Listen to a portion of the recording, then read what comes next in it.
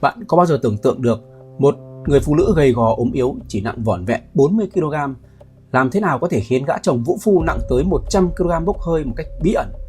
Chỉ với một công cụ làm bếp thô sơ, cô ấy đã hoàn thành một tội ác tưởng chừng như bất khả thi. Đằng sau hành vi lạnh lùng đó là một bi kịch thấu tận tâm can hay một kế hoạch được vạch sẵn? Rốt cuộc, thứ tình yêu nào đã khiến các nhà văn hàng đầu thời bấy giờ phải bất chấp dư luận đồng loạt đứng ra bênh vực cho cô ta?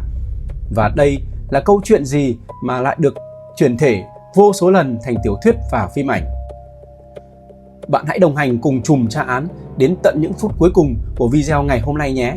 Vì khi bức màn bí mật được vén lên, bạn sẽ hiểu rõ tại sao vụ án này lại gây chấn động lịch sử đến tận ngày nay.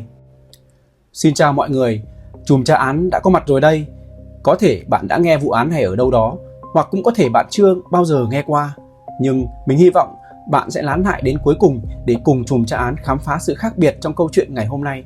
Mời các bạn cùng lắng nghe câu chuyện này ngày hôm nay, Kỳ án Tương Viên Lộng. Câu chuyện hôm nay được mệnh danh là một trong dân quốc tứ đại kỳ án, 4 vụ kỳ án lạ nhất thời dân quốc. Câu chuyện xảy ra vào năm 1945. Đó là một thời đại mà địa vị của người phụ nữ bị chà đạp xuống tận cùng bùn đen. Những giáo điều phong kiến cặn bã như tam tòng tứ đức, tại gia tòng phụ, xuất giá tòng phu, phu tử tòng tử, nghĩa là phụ nữ ở nhà phải theo cha, lấy chồng phải theo chồng, chồng chết phải theo con, hay phu vi thê cương, chồng là giếng mối, là người định đoạt mọi quyền hành của vợ, đã đè nén người phụ nữ đến mức gần như không thể thở nổi. Chính trong bối cảnh thời đại phức tạp như vậy, tại Thượng Hải đã xảy ra một vụ án chấn động. Nữ chính của câu chuyện tên là Chiêm Châu Thị. Cô tên thật là Đỗ Xuân Lan, sinh năm 1915. Trong một gia đình nông dân bình thường ở Giang Tô, cha mẹ mất sớm, cô được người cậu nhận nuôi. Năm lên 9 tuổi, người cậu này đã nhẫn tâm bán thẳng cô đến một tiệm cầm đồ ở Thượng Hải để làm nha hoàn. Khi đến tiệm cầm đồ, cô phải mang họ của gia đình chủ, đổi tên thành Chu Tuệ Trân. Năm 21 tuổi, bà chủ tiệm cầm đồ đứng ra làm chủ, gả cô cho triều phụ của cửa tiệm tên là Chiêm Vân Ảnh. Thời xưa, phụ nữ lấy chồng thường lấy họ chồng ghép với họ của mình và thêm chữ Thị. Chồng cô họ Chiêm, cô mang họ nhận nuôi của họ Chu Châu nên được gọi là Chiêm Châu Thị. Vậy triều phụ làm nghề gì? Nói trắng ra, đó chính là chuyên gia thẩm định giá của tiệm cầm đồ. Người sẽ xem xét chiếc vòng ngọc gia truyền của bạn đáng giá bao nhiêu tiền. Thời dân quốc, đây được xem là một công việc khá tươm tất và có thể diện. Năm đó, khi gả cho Chiêm Vân Ảnh, cô vẫn còn ôm ấp đầy hy vọng, tưởng rằng cuộc đời mình cuối cùng cũng vượt qua được bể khổ. Nhưng cô vạn vạn không thể ngờ được, tất cả mới chỉ là sự bắt đầu. Sau khi kết hôn, hai người sống tại số 85 hẻm Tương Viên Lộng. Tại sao lại gọi là hẻm Tương Viên? Bởi vì trong con hẻm này có một xưởng làm tương rất nổi tiếng tên là Trương Chấn Hưng, chuyên bán các loại dưa muối, xì dầu. Vào thời điểm xảy ra vụ án năm 1945, nơi đây có hơn 800 hộ gia đình sinh sống, chỉ là một khu dân cư bình thường, nhưng Chiêm Châu Thị tuyệt đối không ngờ bản thân lại trở thành người nổi tiếng nhất trong con hẻm này. Khoảng 8 giờ sáng ngày 20 tháng 3 năm 1945, một nhị phòng đông từ dùng để chỉ những người thuê lại cả căn nhà lớn rồi chia nhỏ ra cho người khác thuê lại để hưởng tiền chênh lệch, tên là Vương Tạ Dương, ngoại hiệu là Vương Mù. Ông ta sống ngay tầng dưới nhà của Chiêm Châu Thị và đã trở thành người đầu tiên phát hiện ra vụ án. Nói trước một chút về Vương Mù, ông ta thực chất không hề mù thật, chỉ là thị lực không được tốt cho lắm. Bình thường ông ta kiếm cơm bằng cách giả mù đi xem bói, nên mọi người mới gọi là Vương Mù. Sáng hôm đó, Vương Mù đang chuẩn bị rửa mặt thì đột nhiên ngửi thấy một mùi hôi buốt mũi. Ông ta ngẩng đầu lên nhìn, phát hiện trên trần nhà có một loại chất lỏng khả nghi đang rỉ xuống. Phải biết rằng để chất lỏng có thể ngấm qua lớp sàn gỗ mà nhỏ giọt xuống tận tầng dưới thì lượng máu phải nhiều đến mức nào chứ? Vương Mù tuy mắt kém nhưng đầu óc vẫn còn rất minh mẫn. Ông ta lập tức nhận ra trên lầu đã xảy ra chuyện. Ông vội vàng gọi vợ cùng chạy lên lầu kiểm tra. Sau một hồi gõ cửa liên tục, người ra mở cửa là Chiêm Châu Thị. Cô đầu tóc rũ rượi, quần áo xộc xệch lấm nem, nhưng kỳ lạ thay, thần sắc cô lại điềm tĩnh đến lạ thường, cứ như thể chưa từng có chuyện gì xảy ra. Thế nhưng câu nói tiếp theo của cô đã khiến Vương Mù suýt nữa chết ngất.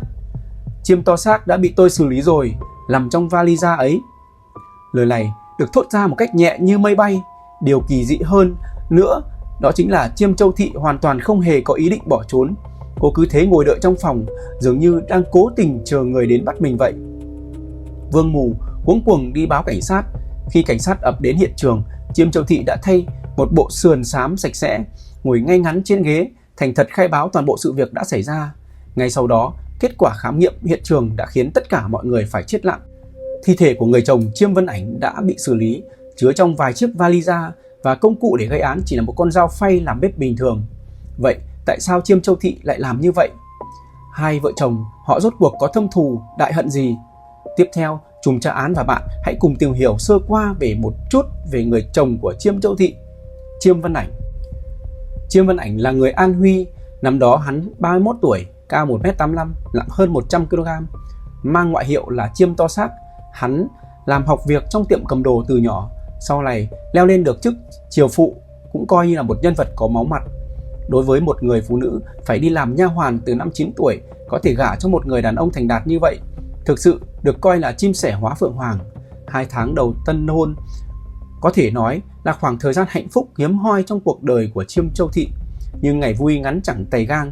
Đến tháng thứ 3 sau khi cưới, gia đình đã xảy ra chuyện. Chiêm Vân Ảnh tòm tem với một nha hoàn trong tiệm cầm đồ có tên là Lam Hỷ. Hơn nữa, Lam Hỷ lại còn mang thai. Sau khi ông chủ tiệm cầm đồ biết chuyện, đã lập tức đuổi Lam Hỷ ra khỏi cửa. Đứng trước cảnh trồng trăng hoa bên ngoài, phản ứng của Chiêm Châu Thị lại khiến người ta vô cùng kinh ngạc. Cô không hề ầm ĩ khóc lóc, cũng chẳng đòi sống đòi chết, ngược lại còn chủ động cưu mang Lam Hỷ. Sau khi đứa trẻ chào đời, Chiêm Vân Ảnh không muốn nhận con, định đem vứt bỏ đứa bé. Lại chính Chiêm Châu Thị là người đứng ra ngăn cản hắn. Cô tìm cách gửi đứa trẻ cho người khác nuôi dưỡng, rồi lại lo liệu tìm một nhà chồng tử tế cho Lam Hỷ.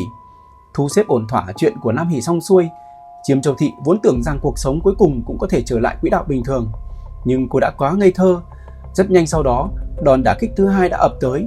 Chiêm Vân Ảnh đâm ra nghiện cờ bạc. Gã đàn ông này cứ hễ ngồi xuống bàn bài là y như kẻ bị trúng tà, thường xuyên qua đêm không về nhà, hễ đánh bạc là đi biển biệt 10 ngày nửa tháng.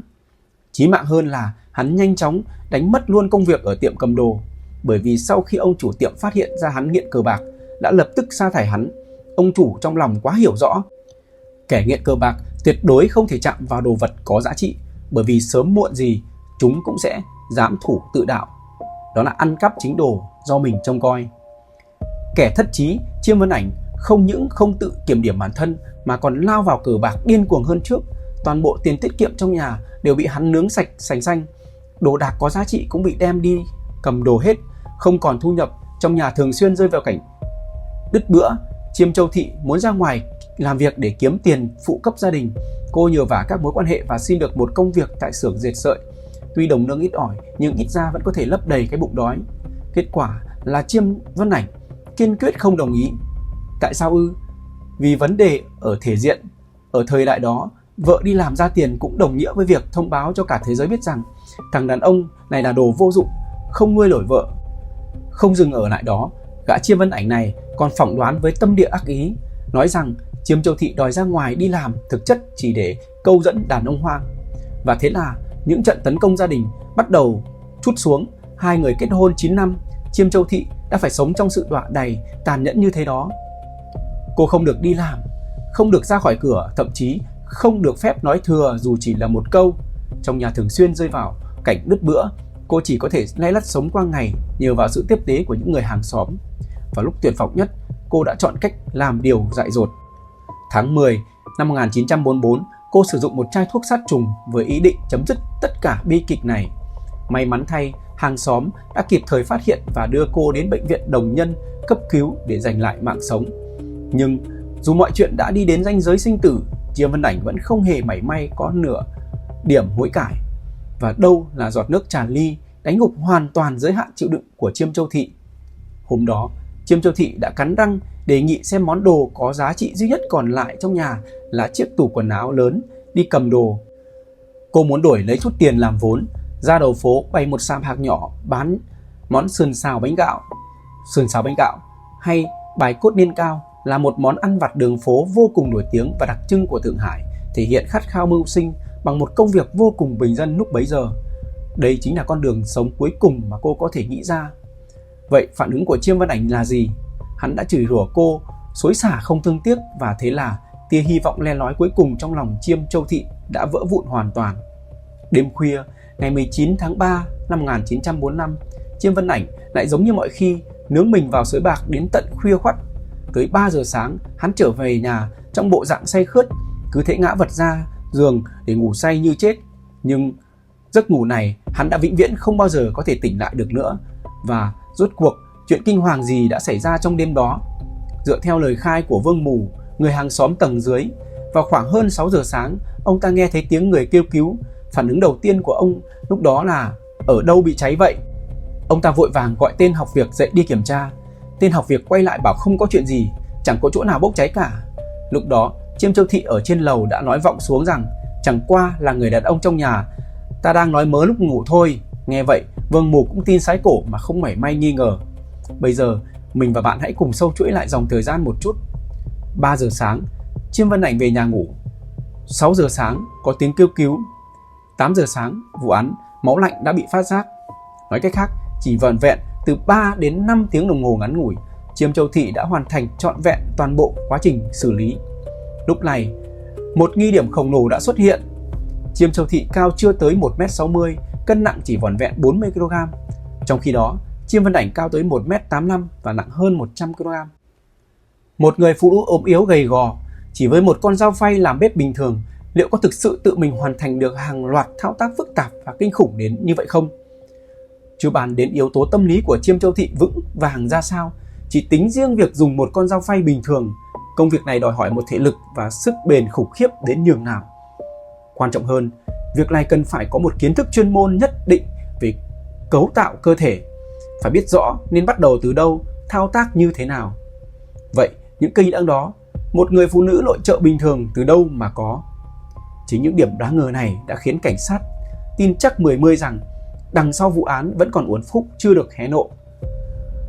Dưới đòn thẩm vấn gắt gao của cảnh sát, cuối cùng Chiêm Châu Thị cũng thừa nhận cô và một anh phu kéo xe thuê sống ở tòa nhà phía trước có mối quan hệ mờ ám. Gã này tên ngoại hiệu là Hạ Rỗ, tên thật là Hạ Hiền Huy. Hoàng bao sa phu hay phu kéo xe thuê là một nghề nghiệp phổ biến của tầng lớp lao động nghèo của các đô thị Trung Quốc thời dân quốc. Họ chuyên dùng sức người để kéo những chiếc xe hai bánh chở khách. Thế nhưng giữa hai người họ chẳng có một câu chuyện tình yêu lãng mạn nào cả, mà đó là một hiện thực vô cùng tàn khốc. Bởi vì nhà Chiêm Châu Thị thường xuyên đứt bữa, Hạ Dỗ thấy cô quá đáng thương nên hay ra tay tiếp tế. Nhưng vì nghèo đói cùng cực, Chiêm Châu Thị luôn trong cảnh có vay mà không có khả năng trả. Vào dịp Tết Nguyên đán năm nọ, vợ của Hạ Dỗ dẫn con về nhà ngoại. Chiêm Châu Thị mang tâm lý nửa muốn báo ân, nửa muốn gạt nợ, đã phát sinh quan hệ giường chiếu với hắn ta. Trùng hợp thay, đúng vào ngày xảy ra vụ án, Hạ Dỗ lại đột nhiên mất dạng. Đến đây thì cảnh sát hoàn toàn có cơ sở để đặt ra giả thiết. Hoặc là Hạ Dỗ đã uy hiếp, ép buộc Chiêm Châu Thị ra tay trừ khử chồng mình, hoặc là cả hai đã bí mật thông đồng thủ tiêu chứng ngại vật này để có thể danh chính ngôn thuận ở bên nhau. Suy luận này cực kỳ phù hợp với một quan niệm phá án truyền thống thời bấy giờ: vô gian bất thành sát. Vô gian bất thành sát là một nguyên lý điều tra cổ xưa ở Trung Quốc, mang ý nghĩa rằng những vụ án mạng thảm khốc xảy ra trong gia đình đa phần đều bắt nguồn từ nguyên nhân ngoại tình, gian dâm, từ đó mới nảy sinh ra sát ý. Lập tức cảnh sát đã tóm gọn Hạ Dỗ mang về đồn. Tuy nhiên, kết quả điều tra lại hoàn toàn đi ngược với dự đoán. Dù Hạ Dỗ thừa nhận bản thân có quan hệ bất chính với Chiêm Châu Thị, nhưng đúng vào thời điểm án mạng xảy ra, hắn ta lại đang ở quê nhà Giang Tô. Hắn khai rằng do mẹ già bệnh nặng nên đã phải thức trắng đêm gấp rút vội về quê. Điều này được xác nhận bởi vô số nhân chứng và vật chứng hoàn toàn trùng khớp. Và thế là nghi phạm số 1 đã chính thức bị loại trừ. Sau khi gạch tên Hạ Dỗ, cảnh sát vẫn kiên quyết không tin một người phụ nữ ốm yếu như Chiêm Châu Thị lại có thể một tay che trời tự mình gây án. Tiếp tục dùng những màn tra khảo khốc liệt, cuối cùng Chiêm Châu Thị đã nhả ra một cái tên thứ hai, Hà Bảo Ngọc, ngoại hiệu Tiểu Ninh Ba, và kẻ này chính là anh em kết nghĩa chí cốt của Chiêm Vân Ảnh. Lời khai báo lần này của cô cực kỳ chi tiết. Cô nói rằng 2 ngày trước khi án mạng xảy ra, hai người họ đã bí mật bàn bạc lên kế hoạch. Đêm hôm đó, lợi dụng lúc Chiêm Vân Ảnh ngủ say như chết, Hà Bảo Ngọc đã lẻn vào phòng và trực tiếp nhúng tay vào toàn bộ quá trình tàn độc đó. Lời khai này vừa được tung ra, toàn bộ bến Thượng Hải như muốn sôi sục. Hóa ra đây thực sự là một vụ mưu sát có đồng phạm. Dư luận bắt đầu ví Chiêm Châu Thị như Phan Kim Liên và Hà Bảo Ngọc như Tây Môn Khánh. Phan Kim Liên và Tây Môn Khánh là hai nhân vật khét tiếng trong văn học cổ điển Trung Quốc, biểu tượng cho người vợ lăng loàn, tàn độc và gã nhân tình đê tiện. Hà Bảo Ngọc nhanh chóng bị tóm cổ. Gã đàn ông này sợ hãi đến mức hồn siêu phách lạc, kiên quyết phủ nhận việc dính líu đến vụ án. Thế nhưng hắn lại chẳng thể đưa ra được bất kỳ bằng chứng ngoại phạm nào, rơi vào cảnh tình ngay lý gian, trăm miệng cũng không cãi nổi. Nhưng ngay đúng lúc tất cả mọi người đều đinh ninh rằng chân tướng đã phơi bày thì Châu Chiêm Thị đột nhiên lật cung. Cô thừa nhận bản thân đã vu oan cho Hà Bảo Ngọc. Nguyên nhân chính là vì trước đây gã đã từng có hành vi sàm sỡ, trêu ghẹo cô. Hơn nữa, chính Chiêm Vân Ảnh đã đua đòi theo Hà Bảo Ngọc để rồi lún sâu vào con đường nghiện ngập. Vậy nên khi cảnh sát một mực khẳng định cô không hề tự mình gây án, trong lúc cuống cuồng cô đã nhắm mắt nhắm mũi kéo bừa Hà Bảo Ngọc vào cuộc. Trải qua điều tra, Hà Bảo Ngọc cuối cùng cũng được trả tự do. Trong toàn bộ vụ án này có một nhân vật cực kỳ mấu chốt nhưng lại thường xuyên bị dư luận bỏ quên, đó chính là nhị phòng đông Vương Mù. Chỗ này xuất hiện một điểm vô cùng kỳ lạ. Mọi người thử nghĩ mà xem, một căn nhà có kết cấu bằng gỗ đến mức chất lỏng còn có thể ngấm qua khe hở mà nhỏ giọt xuống tận dưới tầng. Vậy thì trên đầu lục đục tạo ra tiếng động lớn liên tục suốt 3 tiếng đồng hồ, ông ta thực sự không phát hiện ra điều gì bất thường sao? Hơn nữa, khi Vương Mù nghe thấy tiếng kêu cứu trên lầu, Chiêm Châu Thị chỉ đáp lại bằng một câu nhẹ bẫng: Chiêm Vân Ảnh đang gặp ác mộng đấy. Mà Vương Mù lại có thể tin sái cổ. Dù thế nào đi chăng nữa, dẫu cho vụ án còn chồng chất những điểm đáng ngờ, cuối cùng nó vẫn khép lại với kết luận Chiêm Châu Thị một mình gây án. Khi vụ án mới bị phanh phui, dư luận hoàn toàn nghiêng về một phía, chửi rủa Chiêm Châu Thị không thương tiếc. Ngày 21 tháng 3 năm 1945, tức là ngay ngày thứ hai sau khi án mạng xảy ra, tờ Thân Báo, một trong những tờ báo lớn có ảnh hưởng nhất của Thượng Hải thời bấy giờ, đã đăng tải tin tức này. Bài báo sử dụng lời lẽ đầy tính giật gân, tô vẽ Chiêm Châu Thị thành một ác phụ, thập ác bất xá. Thế nhưng cùng với việc lai lịch bi thảm của Chiêm Châu Thị dần được hé lộ, dư luận bắt đầu có những sự chuyển biến vi diệu.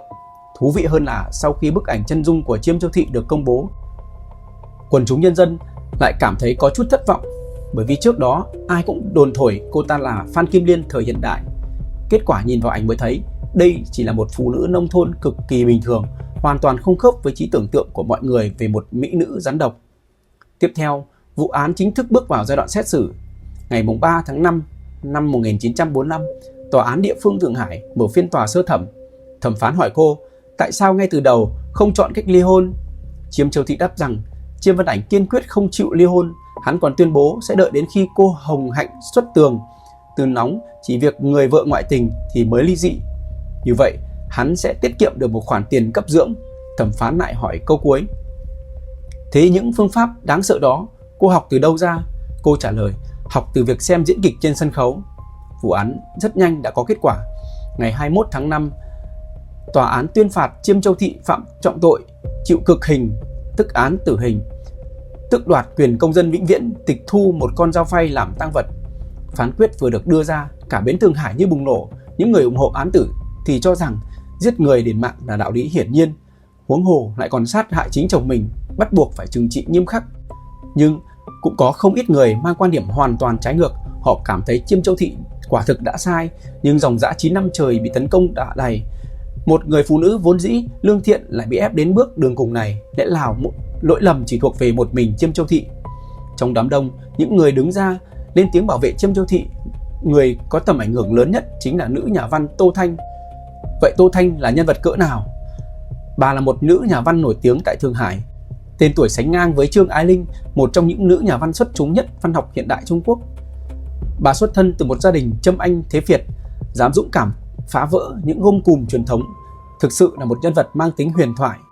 Trên cuốn tạp chí Nguyệt San do chính mình làm chủ biên, bà đã xuất bản một bài viết gây chấn động dư luận mang tên Biện hộ cho kẻ giết chồng. Bà viết rằng Chiêm Châu Thị từ nhỏ đã là một con người đáng thương. 9 tuổi bị bán làm nha hoàn, 21 tuổi bị ép gả theo hôn nhân sắp đặt, ngay cả cuộc đời của chính mình cũng chẳng thể tự làm chủ.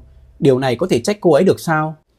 Nên nhớ, nếu có một con đường sống nào khác thì có ai lại muốn tự đẩy mình vào con đường tuyệt lộ này? Một nữ nhà văn khác là Quan Lộ cũng đăng đàn bài viết mang tên Châu Chiêm Thị và Phan Kim Liên. Giống như Tô Thanh, quan lộ cũng lớn tiếng kêu oan cho Châu Tiêm Thị, hy vọng xã hội có thể dành cho người phụ nữ này thêm một chút thấu hiểu và lòng trắc ẩn. Bà cho rằng người phụ nữ này đã bị dồn ép đến ranh giới giữa sự sống và cái chết. Việc giết chồng chẳng qua chỉ là sự vùng vẫy cuối cùng của cô ấy khi rơi vào bước đường cùng. Ít nhất, mình và bạn cũng nên hiểu được lý do tại sao cô ấy lại làm như vậy, chứ không phải chỉ biết chăm chăm lên án sự tàn nhẫn của cô ấy. Cứ như thế, vụ án này đã tạo ra tiếng vang mãnh liệt trong tầng lớp tri thức. Dần dần, Chiêm Châu Thị từ một ác phụ tàn độc đã biến thành một người phụ nữ bị hại, từ một hung thủ máu lạnh biến thành một nữ chiến binh phản kháng. Nhưng dù có thế nào, những điều đó vẫn không thể lay chuyển được bản án tử hình của pháp luật. Thế nhưng, ngay lúc Chiêm Châu Thị sắp lên bục thi hành án, sự việc bỗng xuất hiện những bước ngoặt thần kỳ. Bước ngoặt thứ nhất, một vị ma sơ sau khi đọc được bài báo của Tô Thanh và những người khác đã vô cùng xúc động, tự nguyện đứng ra làm bằng chứng nói rằng Chiêm Châu Thị đã mang thai. Theo luật pháp thời bấy giờ, phụ nữ có thai không được thi hành án tử ngay lập tức. Lời chứng này đã giúp cô giành giật lại được vài tháng sống sót quý giá. Mặc dù sau đó sự thật được xác minh là Chiêm Châu Thị không hề mang thai, nhưng khoảng thời gian hoãn thi hành án này đã thay đổi toàn bộ vận mệnh của cô. Bước ngoặt thứ hai, ngày 15 tháng 8 năm 1945, Nhật Bản đầu hàng, kháng chiến thắng lợi. Chính phủ quốc dân tuyên bố toàn bộ phán quyết của các tòa án thuộc chính quyền bù nhìn chính phủ do quân Nhật dựng lên đều vô hiệu và phải tiến hành xét xử lại. Án tử của Chiêm Châu Thị vì thế mà bị tạm gác lại, vụ án bước vào quy trình tái thẩm. Bước ngoặt thứ ba, năm 1947, chính phủ quốc dân ban hành luật đại xá và giảm án cho tội phạm. Án tử hình được giảm xuống còn 15 năm tù giam. Theo đạo luật này, ngoại trừ những tội danh đặc biệt như tội phản quốc, hán gian hay tội ác chiến tranh thì toàn bộ tử tù đều được ân xá, giảm xuống 15 năm tù. Ngày 20 tháng 2 năm 1948, án tử của Chiêm Châu Thị chính thức được cải phán thành 15 năm tù giam. Sau khi nhận được án, cô được đưa đến giam giữ tại nhà tù Đề Lam Kiều. Tháng 5 năm 1949, Thượng Hải giải phóng, chính quyền nhân dân tiếp tục quản hệ thống nhà tù. Chiêm Châu Thị được chuyển đến nông trường Đại Phong ở tỉnh Giang Tô để tiếp tục thụ án. Chính tại nơi đây, cô đã trải qua một sự tái sinh thực thụ. Ban ngày lao động, ban đêm được kháo xóa mù chữ. Ở cái độ tuổi ngoài 30, lần đầu tiên trong đời cô học được cách tự viết chính cái tên của mình. Quan trọng hơn cả, ở đây cô đã gặp được người đàn ông thứ hai của cuộc đời mình, Nghiêm Thiếu Hoa, một nhân viên cấp dưỡng của nông trường. Người đàn ông này vô cùng thật thà, chất phác và kém cô vài tuổi. Năm 1959, Chiêm Châu Thị mãn hạn tù, cô quyết định ở lại nông trường và kết hôn cùng Nghiêm Thiếu Hoa. Lúc đăng ký kết hôn, cô đưa ra một quyết định trọng đại, đổi lại tên cũ là Chu Tuệ Ân. Cái tên Châu Chiêm Thị mang đầy những ký ức đau buồn và tủi nhục đã vĩnh viễn biến mất. Sau khi kết hôn, Chu Tuệ Trân được phân công làm việc tại nhà trẻ. Mặc dù cô và Nghiêm Thiếu Hoa cũng không có con chung, nhưng cô luôn coi từng đứa trẻ ở đây như một con ruột của mình. Lũ trẻ cũng gọi cô một tiếng bà Chu vô cùng thân thiết. Cô đã làm việc tại nhà trẻ suốt 22 năm, tự tay nuôi lớn hàng trăm đứa trẻ. Có một chi tiết rất thú vị là vào năm 1990, tờ tạp chí Thượng Hải Than có đăng một bài viết nói rằng Chiêm Châu Thị năm xưa đã bị thi hành án tử. Rất nhanh chóng, tòa soạn đã nhận được một bức thư gửi đến từ nông trường Đại Phong, khẳng định rằng Chiêm Châu Thị chưa hề bị xử tử và hiện vẫn còn sống khỏe mạnh. Phóng viên từ Bình sau đó đã lặn lội đến tận Tô Bắc để phỏng vấn bà. Chu Tuệ Trân lúc này đã bước sang tuổi 80. Cuối những năm 90, ông Nghiêm Thiếu Hoa qua đời vì bạo bệnh. Bà Chu Tuệ Trân một mình sống nốt những năm tháng cuối đời. Khoảng những năm 2000, Chu Tuệ Trân thanh thản qua đời, hưởng thọ 8 năm tuổi. Kể từ đó, bà không một lần bước chân trở lại Thượng Hải, cũng vĩnh viễn không bao giờ quay về cái nơi có tên gọi là hẻm Tương Viên ấy nữa.